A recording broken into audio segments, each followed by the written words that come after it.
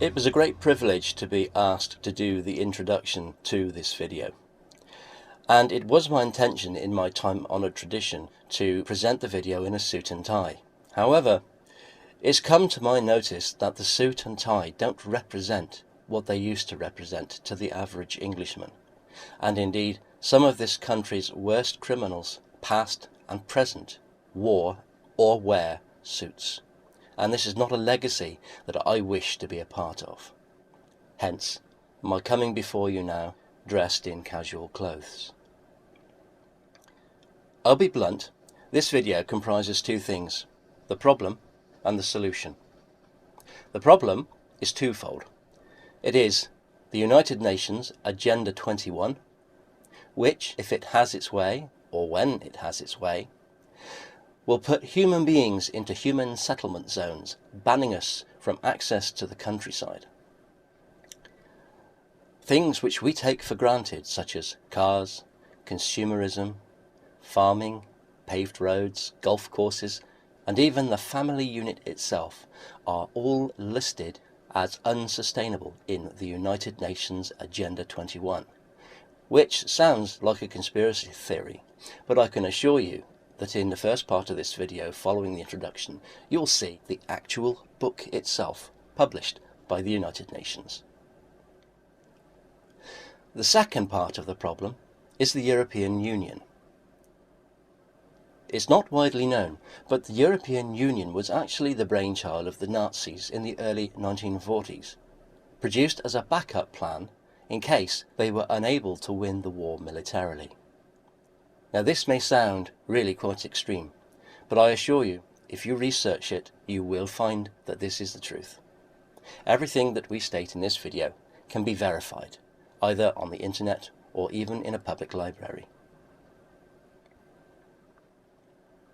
The main bugbear to the proliferation of the European Union has been the British Constitution, and I can assure you, we most certainly do have a constitution in Britain. It's very old, it's very wise, and it protects us. It protects us from the criminal elements within our society, and from a despotic or out-of-control government. Does that sound familiar to you? Magna Carta 1215 restates the rights that we have, unalienable rights that we have in Britain. They can be neither taken nor given by any man, woman, or claimed authority. We are sovereign beings, and our Constitution says so. Underpinning the Constitution is our precious common law. It's been with us for over 1200 years. Again, it is wise, the laws and customs of the people. And the reason it is wise is that it's based on social justice. 1. Cause no harm. In other words, don't murder or injure another person, or even bully them for that matter. 2. Cause no loss. Thou shalt not steal. 3. Be honest. In other words, commit no fraud against another. And 4. Be peaceful. Don't breach the peace. Those 4 tenets comprise our common law. It's common sense, and we're on the verge of losing it. If we become fully integrated with the European Union, we stand to lose 1,000 years of tradition and common sense in favour of a system whereby you are treated as guilty until proven innocent. My friends, we cannot allow this to happen. The second part of the video comprises David Robinson, an experienced man in the matters of Magna Carta Article 61. It is the protection within our Constitution, sometimes called the Security Clause, and it gives us, the people, the power to hold to account a despotic government. And my friends, that is exactly where we are right now. We are soon, it would appear, to lose our right to free speech. We could end up being put in prison simply for criticising the government. Our right to publicly protest appears to be on the cards to be withdrawn. What kind of state are we going to be living in? Well, Article 61 is the solution. It provides us the remedy in order to hold to account a despotic government. I appeal to you to watch this video, to learn from it, then go and verify everything that we are claiming. And once you have done that for yourself, please submit your oath and join us in the fight to recover our country from the selfish psychopaths who have taken control. We the people have the power to do this under Article 61, Magna Carta 1215. Hello, my name's Sandy Adams. I'm a mother and I run a small business. I want to talk about Agenda 21.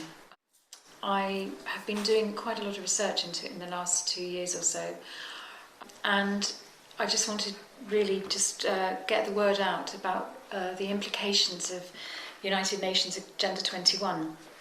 I'm going to start off by really going through all the process of how Agenda 21 has actually got into our lives and into our local councils, and where it came from, its origins, and how it's affecting us now and how it will affect us in the future. It started off really, I mean, it's not a conspiracy theory, it's this. This is United Nations Agenda 21. You can buy it from Amazon, you can read it. It's a 42-chapter document really, and it was brought about in an Earth Summit in Rio in 1992, where 179 countries of the world leaders of 179 countries got together in Rio. They were invited by the UN to really to talk about global warming. Al Gore was there, the Bilderbergers were there, and it was a lot of people from the Council of Foreign Relations, the Trilateral Commission, all the major movers and shakers of global geopolitics were there. And they managed to, using the fear-mongering of global warming, got 179 countries to sign up to Agenda 21. The outcome of that was really that it's been implemented now, and it's gone really from, their plan was to get it from global to national to local, which is why now Agenda 21 is in most local councils in Britain, and it is all over the world now. And in America, Agenda 21 is rolling out very, very heavily, and people's land is being taken away, and it's quite, anyway, I will get on and talk to you about it. Before this book was written, this report was put together, one of the biggest advocates of Agenda 21 was a chap called Maurice Strong, and in fact it was said to be his brainchild. He worked at the UN. He's a very odd mixture of politics. He's a Marxist, but also a huge capitalist. He was in big business in America with the Rockefellers. He worked for the Rockefeller administration for a long time, with the Rockefeller family. He was disgraced in the All for Food scandal in the 1980s with Korea, with a scandal which was... So he fled to communist China, but he was behind Agenda 21.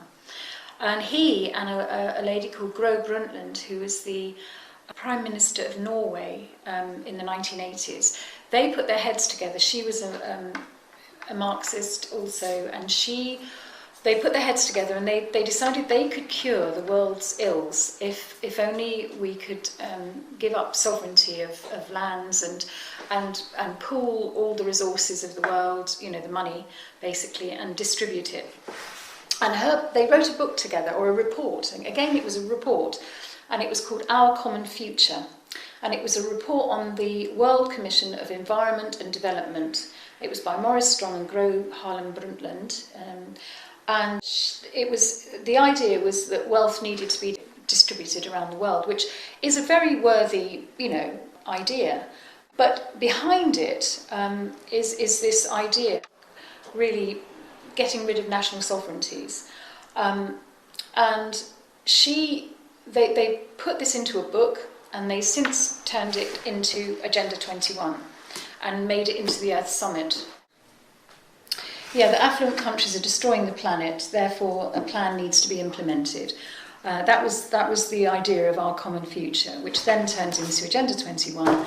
And from Agenda 21, 2 years later, they produced this, which is the Global Biodiversity Assessment, which is a huge, over 1,000-page document, which inventorizes everything on our planet, which is basically what Agenda 21 is all about. It's all about inventorizing and controlling all land, all water, all minerals, all construction, all plants, animals, education, energy, means of production, information and human beings.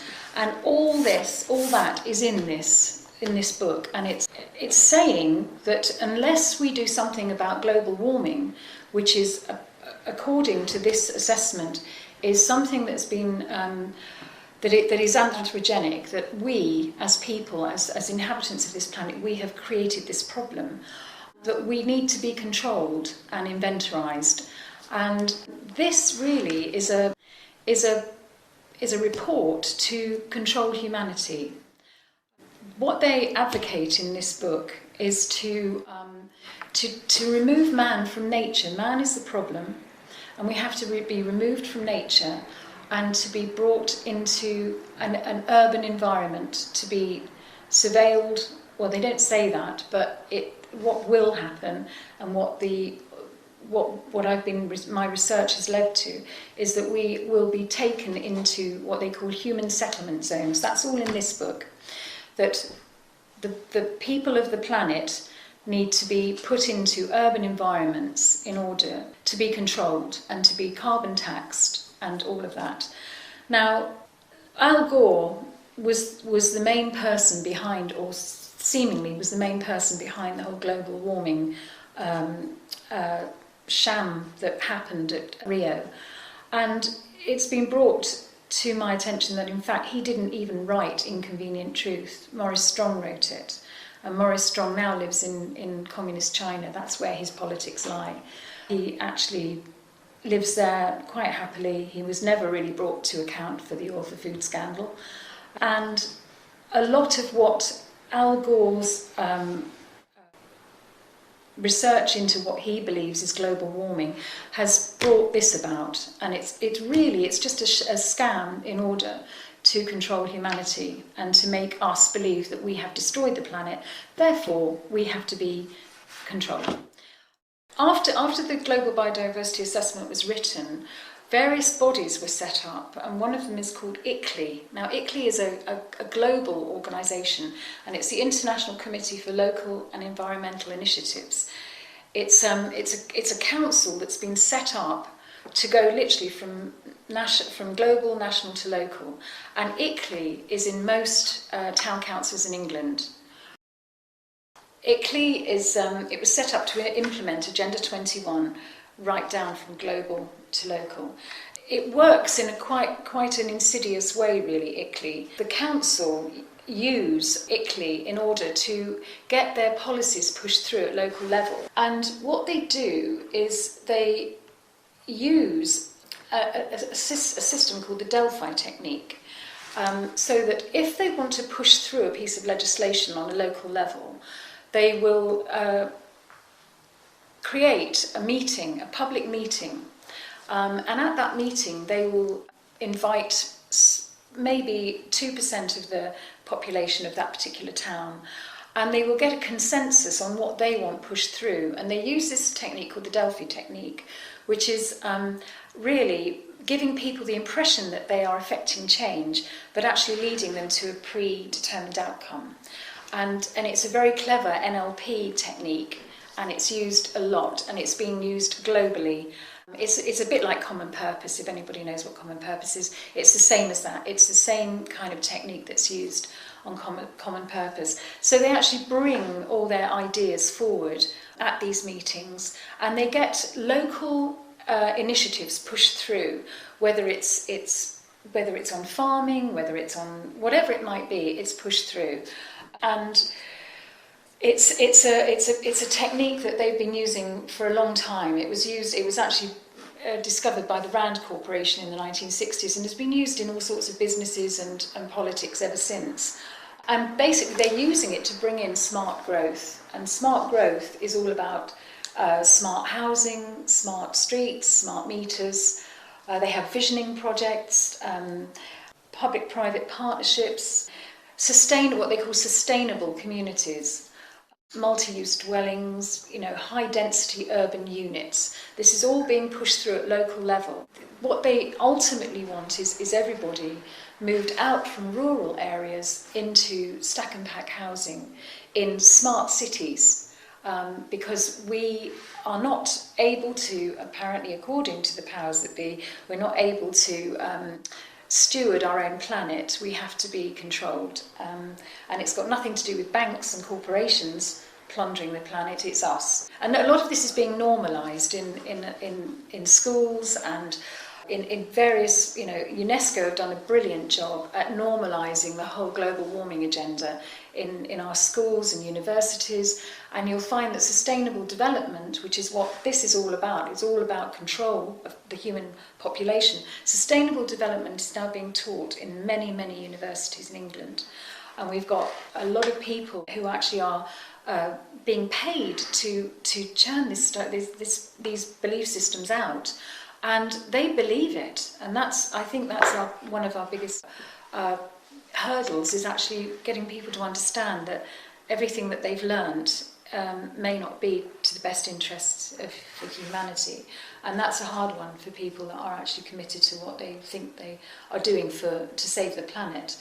And that brings me on a little bit to Rosa Koya, who is a woman who has been really talking about Agenda 21 in America for a long time now, and she is an extraordinary woman, and she's written this book called Behind the Green Mask, because she believes that the Green Party has been hijacked for this very reason, that in fact Agenda 21 is being used is using the Green Party to push through sustainable development, because people think that, oh yes, that's all good. Sustainable development is not about recycling and saving the planet. It is about control of humanity.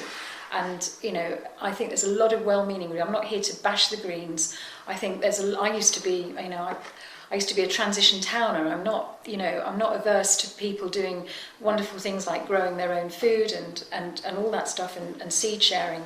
I believe that's all very good, and there's a lot of worthy people in the Green Party. But if you can, read this book, Behind the Green Mask, because it just shows you how the powers that be are controlling political parties, all of them, absolutely all political parties. I just want to talk a bit about the Wildlands project, which came out of the Global Diversity Assessment. And the Wildlands project has been progressed very heavily in America. And it is quite scary, because they've got a map, they've published it. You can actually Google it, just Google the Wildlands Project America. And you will see a map of America, and it's colour-coded. Most of the map is red, and that's where humans are not allowed. It's little or no human use. The next large amount of colour on that map is yellow, and they are buffer zones, and they're highly regulated use. That is really for military and government agencies, federal agencies. There's a very, very small amount of green dots, and that is where the humans live, and it's small amounts. And this has actually been published from this to the Wildlands Project, and it is really quite extraordinary that most of America is given over to the wildlands, and it's a project to reinstate a wilderness basically in America. And there's another one for England, and it's called Rewilding, the Rewilding project we have in England. And in America they want to restock most of America with wolves, bears, give it over to nature.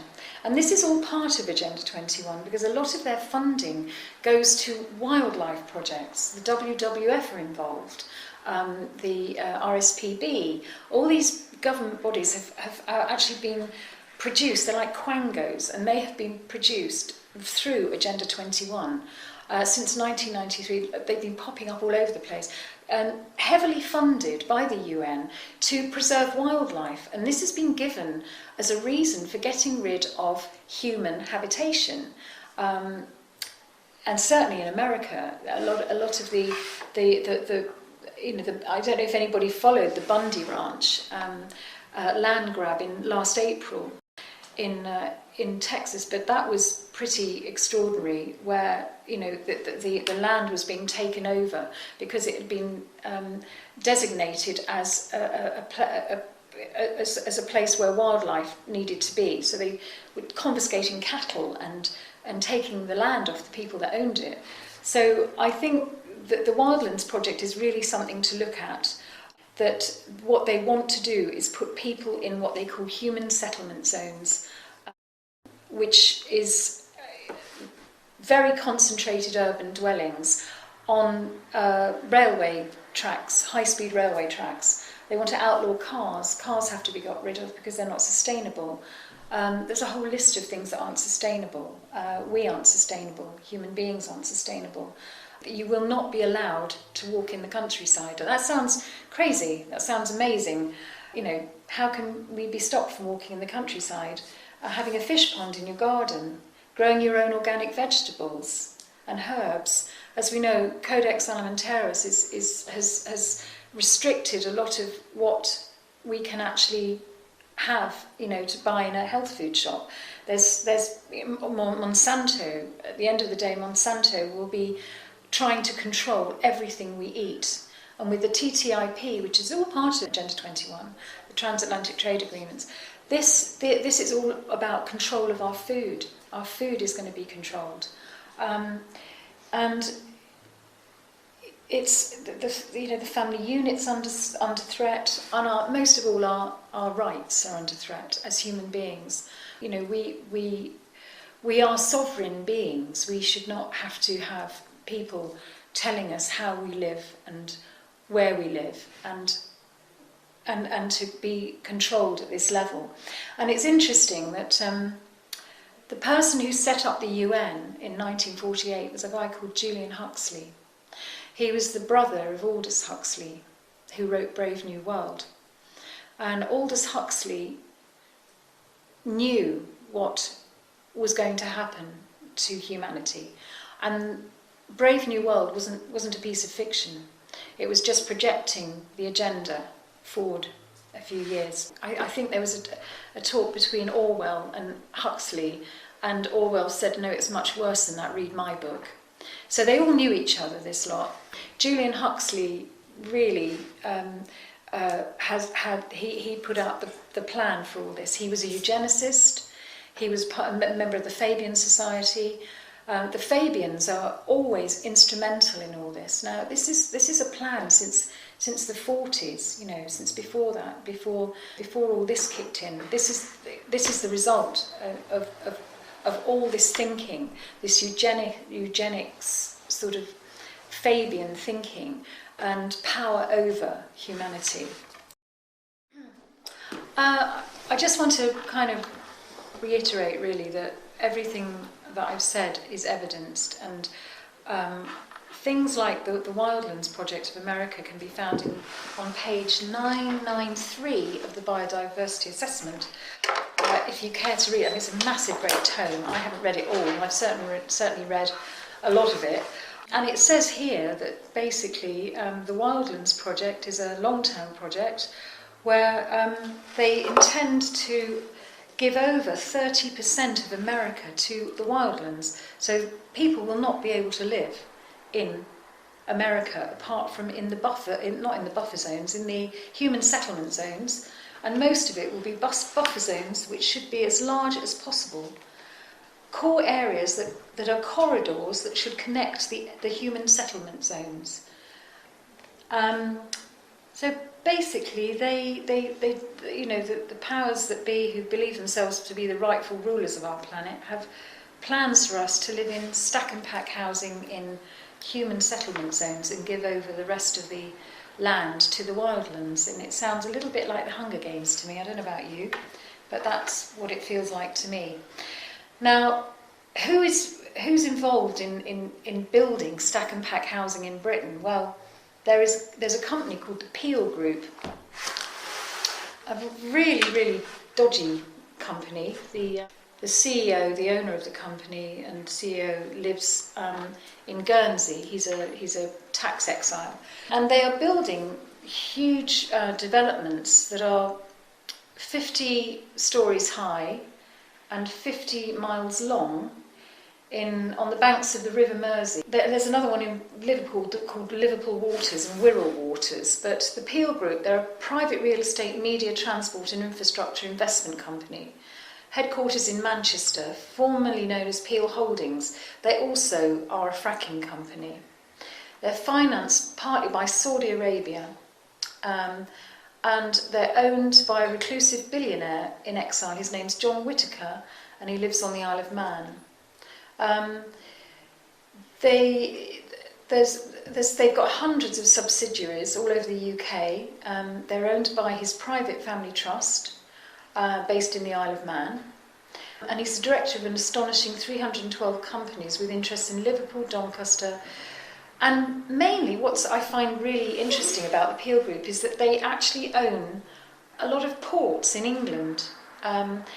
They own, and airports. They own Durham Airport, the Manchester Ship Canal, all Scottish ports and docks, the docks along the banks of the River Mersey. They own John Lennon Airport in Liverpool. They own the City Airport in London. And apparently, recently they've made a bid for Bristol Airport. Now,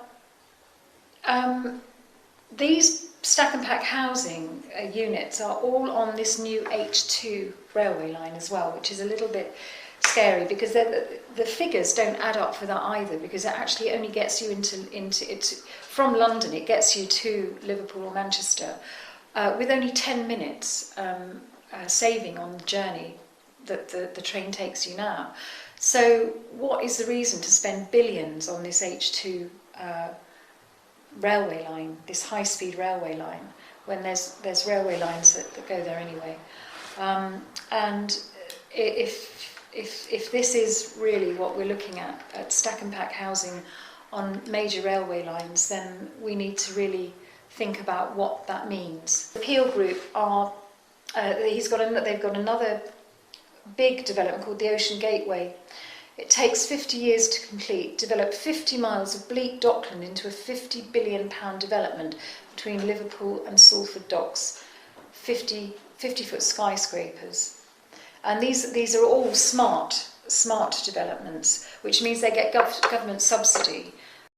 The other thing I was going to talk about was really how Europe, I believe at the moment we were in the stage that we were almost at in probably the 1930s, where we've given up all our national sovereignty to a foreign power.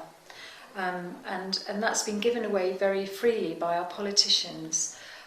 And you know, I'm not a political person, but I do see that Europe seems to be, we as a country and other sovereign nation states like Greece and Italy have not benefited from the unification of Europe. And we're seeing, riots all over Greece and Italy and Spain because of the austerity that this unification has brought.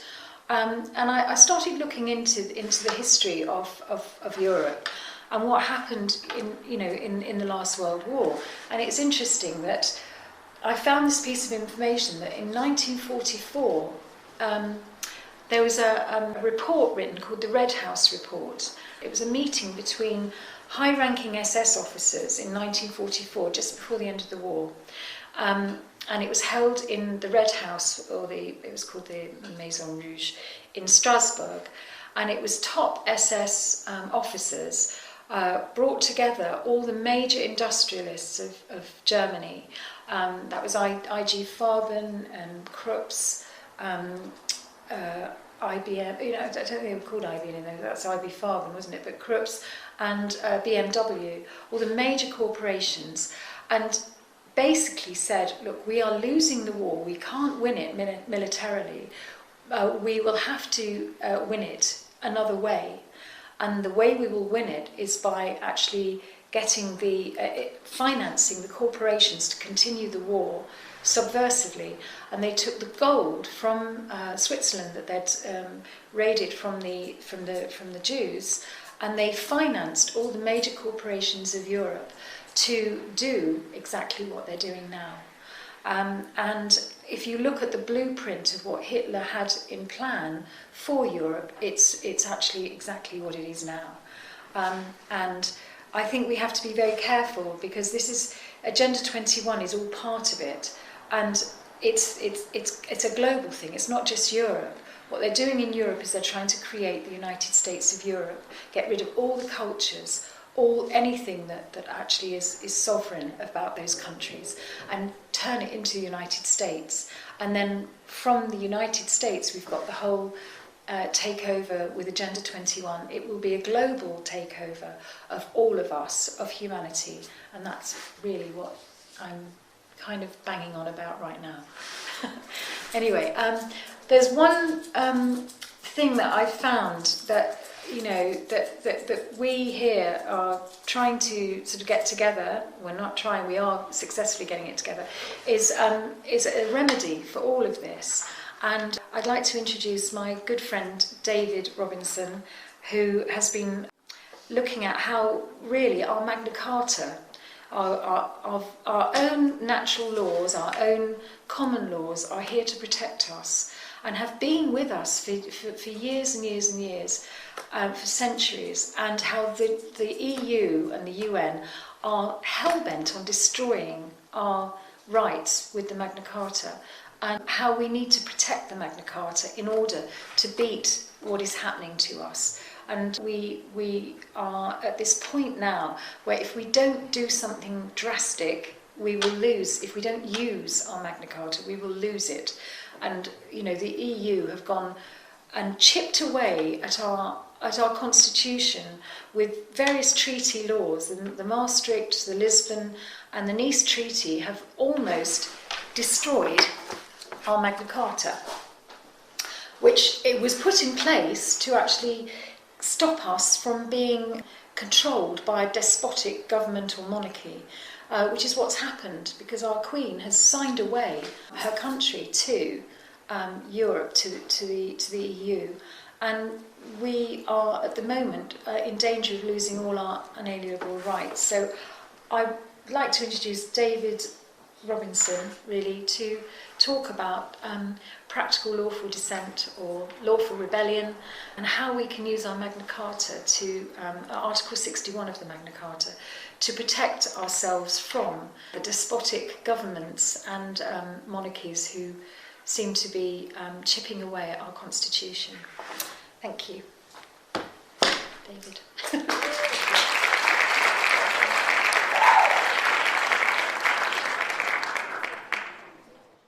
Well, thank you to Sandy for that, delivering the threat that's upon us, which is a credible and evidential threat.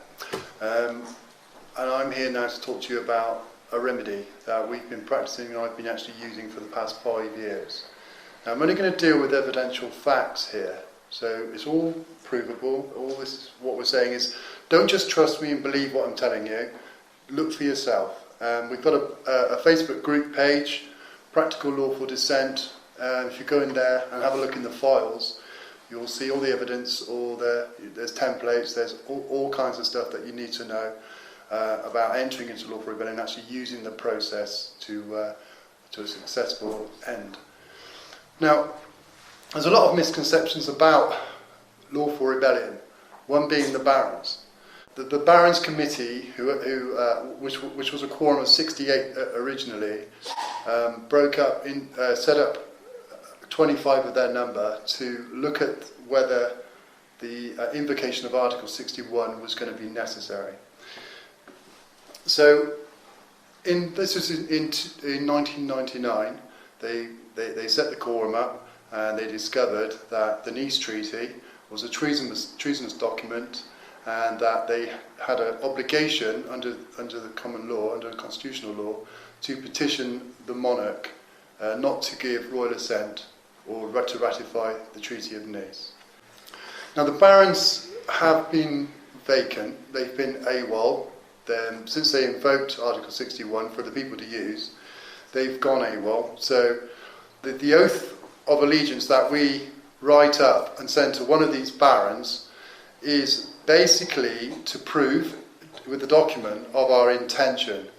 So we're standing under Article 61, Magna Carta 1215, pledging allegiance to the barons as long as they comply to constitutional law. And that's the big crux of it. They're in service to the people, it's not the other way around. They already served the people by invoking Article 61, which is evidential fact, as I said. You can check this out for yourself. On the group page we've got letters between the Barons Committee and Sir Robin Chambrin, who was the Private Secretary of the Office of Sovereign at the time. We've also got Daily Telegraph reports of the invocation of Article 61 done by Caroline Davis from Daily Telegraph, written up on the 24th of March 2001, so you can Google that. You can see that it has actually been invoked, and it's not denied that it's been invoked. It can't be denied because it's all evidential fact. So we've entered into lawful rebellion by sending an oath of allegiance to one of the barons. There's a file in the group page of all their names and addresses, of current names and addresses of the barons. So we just do this to prove that we are not standing outside of the law. In fact, we are the only group in this country who are standing under the law. Because if you read Article 61 of Magna Carta 1215, you will see that it's every sovereign man and woman's duty in the entire Commonwealth to support the barons in this process. Or you're basically aiding and abetting a treasonous regime.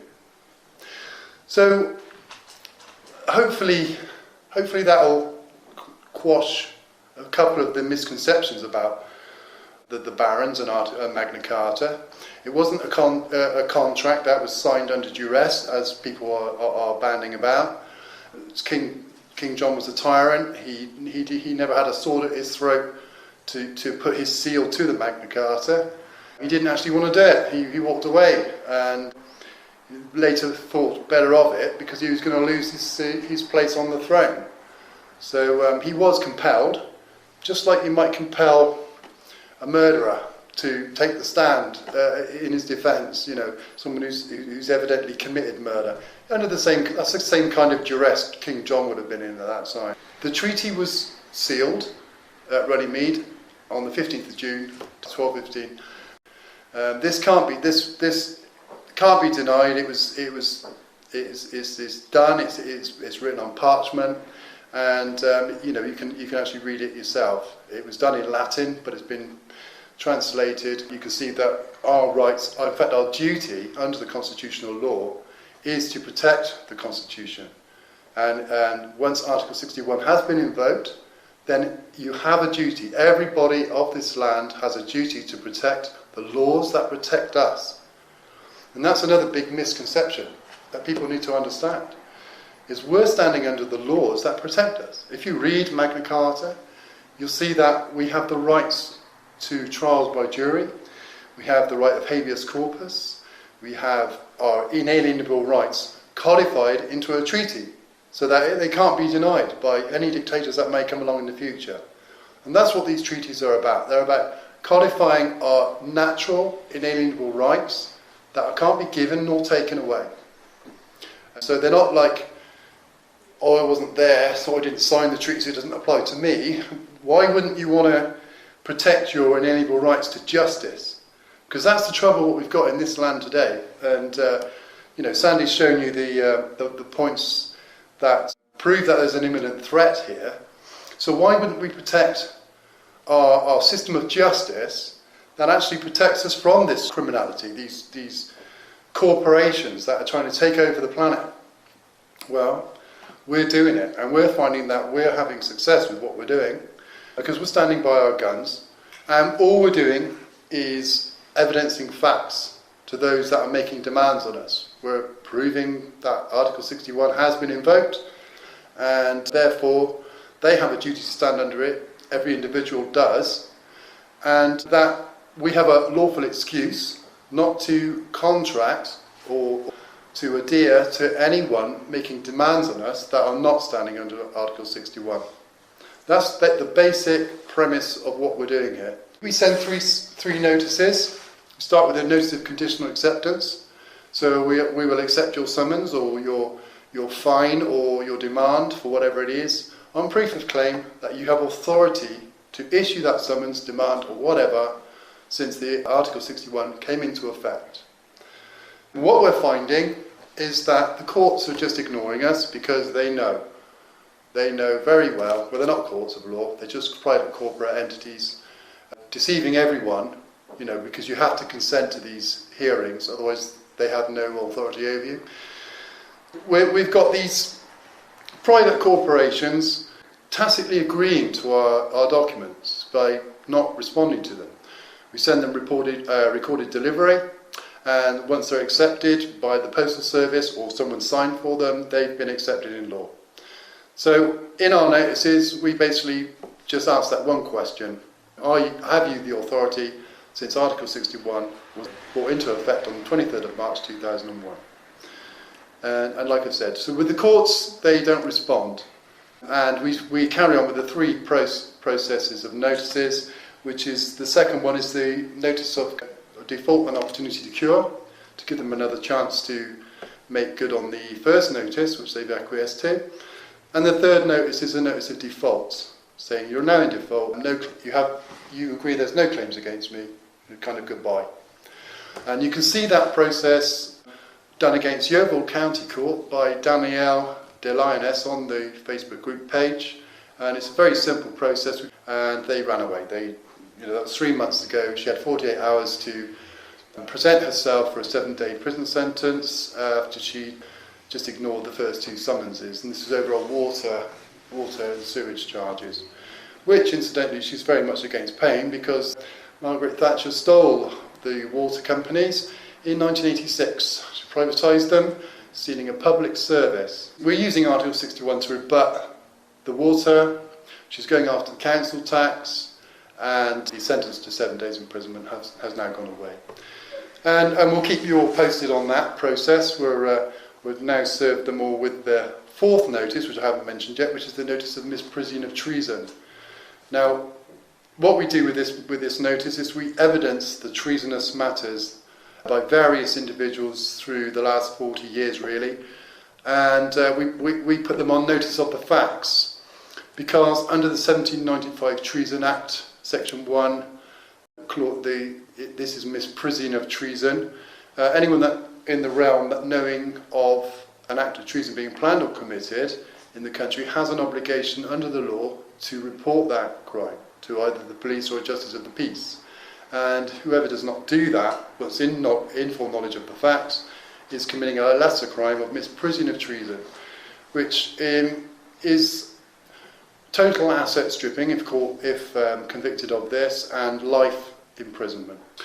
In Glastonbury, we've been actually practicing lawful rebellion as a group for about the last year now.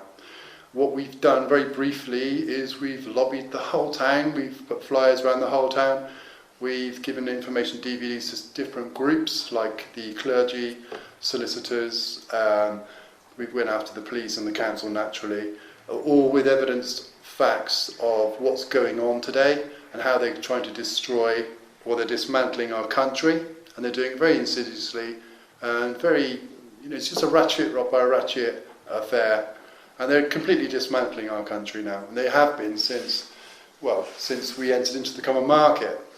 But especially now, they've stepped it up since the 1st of November last year, because on the 1st of November last year, the Nice Treaty came into effect in another 43 areas of social authority or control.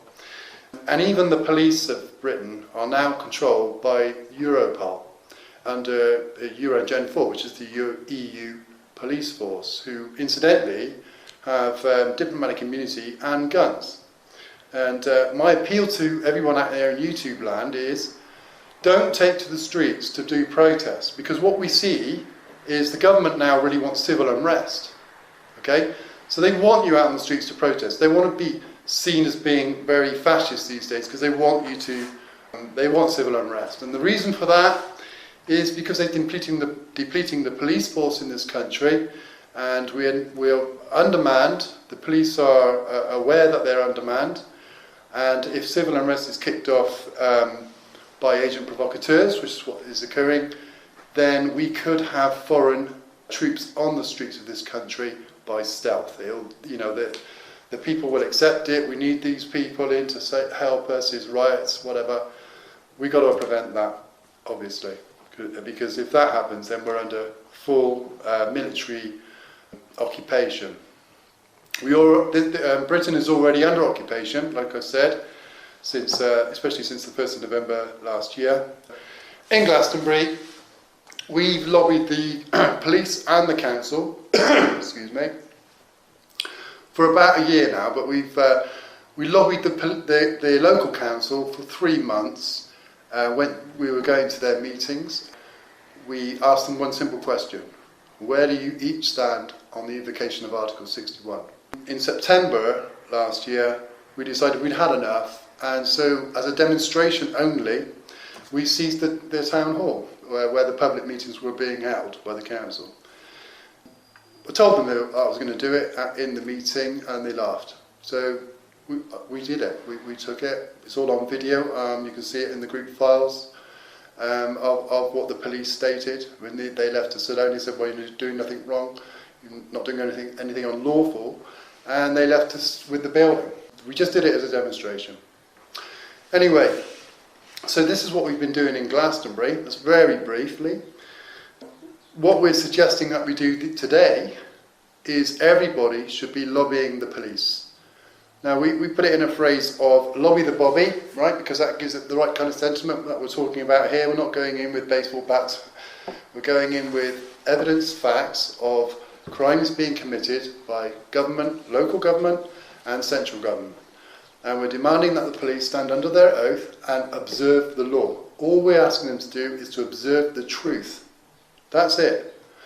Now, if we were to do that en masse up and down the country, we're going to find that there are people within the police that aren't happy with what's going on today. And in fact, you'll find that in all services.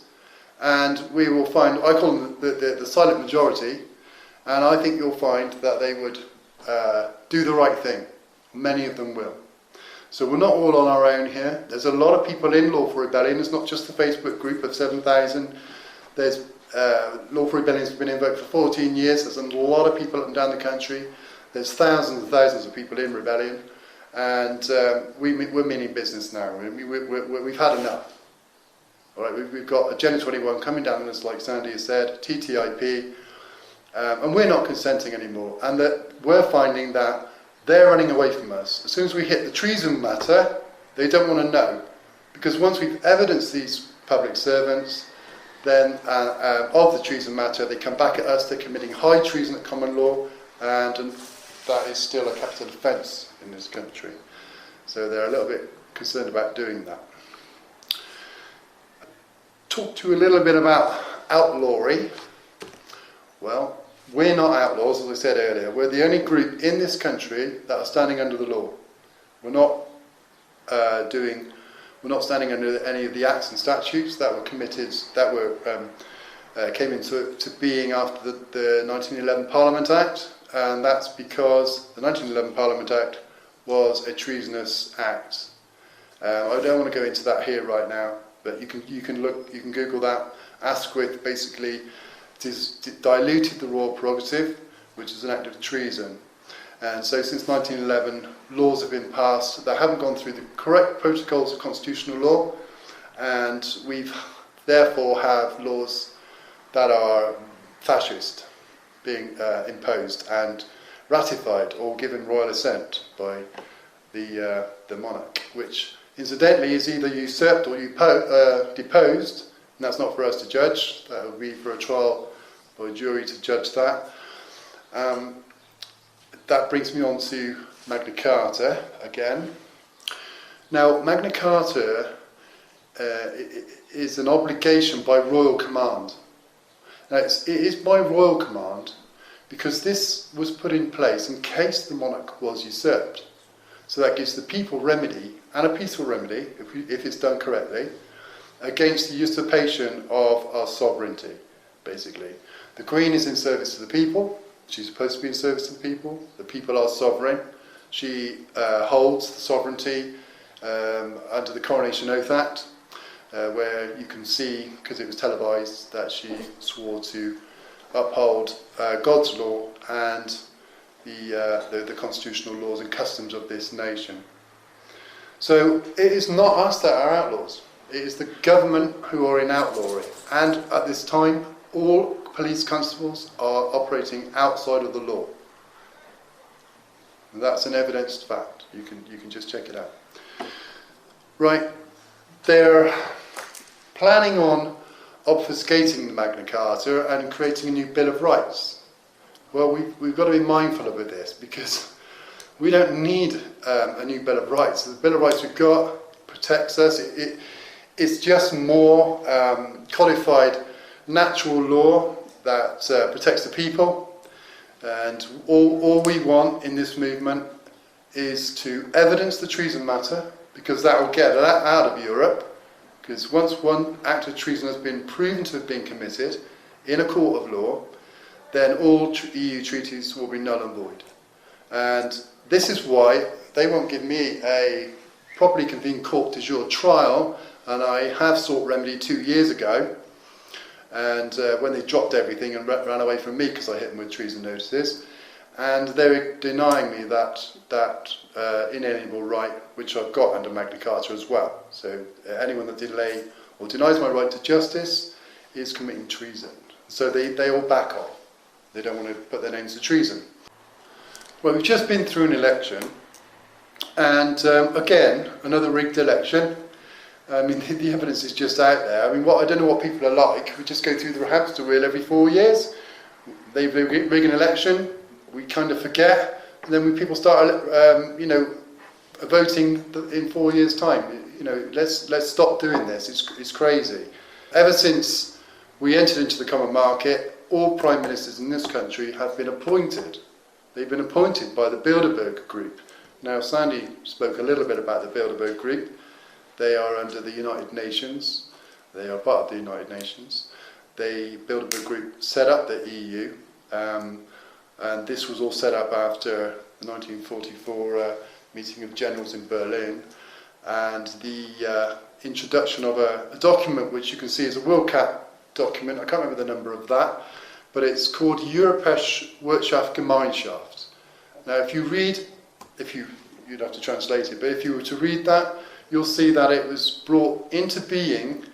It's almost verbatim to the 1988 Maastricht Treaty. I think it was 88, sorry, if I'm wrong on that one. And so you can see that how they've brought in Hitler's idea of Europe into being by the treasonous treaties, and Maastricht was another treasonous treaty. So the election has been totally fixed. We've got the Tories back in, but it doesn't matter who would be in, because they're all following the party line. And we're finding this with every party. The Law for Rebellion movement has lobbied UKIP, and Susan Evans basically says that Magna Carta has been repealed. Evidently it hasn't been. And just the general party line, this is what I'm saying, it's across the board. We went after the Green Party in London a couple of weeks ago. Natalie Bennett did a talk at Brick Lane, and we attended this talk, and she just ran away from the question. I was first in there with that the voting had dropped since 2001, and I asked whether that was because of the invocation of Article 61, and none of the panel would touch this. And we had a bit of fun there, but they wouldn't touch it. Natalie Bennett later on in the talk just ran out of the building as soon as a colleague of ours mentioned the word treason. So they know. So what do we suggest today? Well, what we're suggesting is not taking to the streets, right? What we're suggesting is to either send an oath of allegiance to one of the barons, or if you're not comfortable doing that, declare your standing to either an alleged authority, like a chief inspector or a manager of a court or whatever, or a politician. You can declare your standing in Article 61. You can put it in a document, a notice of conditional acceptance, a notice of lawful objection. I'll just explain quickly a notice of lawful objection, because if you've got nothing coming after you, you've got no claims against you, no demands are being made against you, and you really want to get off your arse and actually put Article 61 into effect, you can lobby the local police chief inspector, state your standing, provide a copy of your oath, and ask if there's any objection to your standing, because you don't want to come into conflict with the policy enforcers. And you can get a little process going there. The premise behind using notices on public officials, alleged officials, is to educate. That's formally what we're trying to do here, is to educate people en masse. So if we send notices to them, we're being honourable, we're giving them a chance to remedy the matter, we're giving them a chance to understand Article 61. And so if more of us are doing this, the word would be getting out there a lot quicker.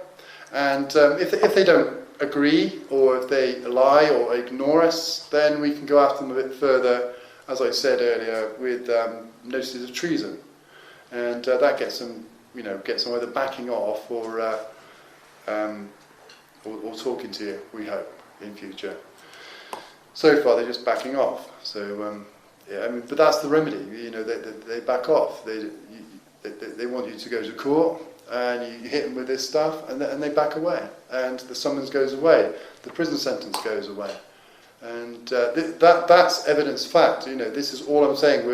We're using this process, and it works. We don't go to their courts, because to do so, we're giving consent to their courts, even by standing in there and saying, well, you've got no jurisdiction. We've actually given consent to it by walking in there. But there's another way of thinking about that. We can use their corporate hearings if we go in as a claimant, but only if we're standing under Article 61, if we're in lawful rebellion, because we can do this under duress of circumstances. And we have a duty under the law to distress the regime in any way we can. And particularly if they're stealing something from you or something, you have a right to defend yourself. But we never go in as the defendant. We always rebut that. But going in as the claimant, well, we can under those circumstances, you can use their rules against them even. So there are people out there doing this. I would personally suggest that anyone that goes into the magistrates' courts or the county courts is to do one thing: demand a properly convened court de jure for the matter to be heard. They can't deny you it. If they deny you it, then that's treasonable. So if we want to get this treason matter heard in a court, we're going to have to go after these people for treason. I mean, if they didn't want you to know about paedophilia, for instance, it wouldn't be all over the damn news. They want you to look at this paedophilia, don't look at the treason matter.